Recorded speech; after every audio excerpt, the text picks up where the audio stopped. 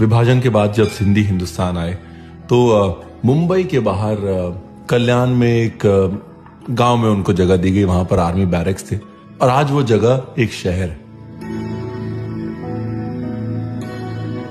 जिसे उल्लासनगर कहते हैं। और अगर किसी को एक छोटा सा सिंध हिंदुस्तान में देखना है तो उल्लासनगर में दिखता है।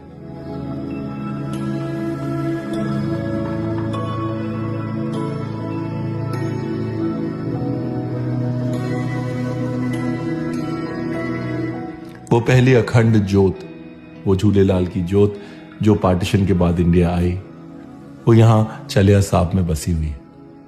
और उस ज्योत के आजू बाजू हैं 4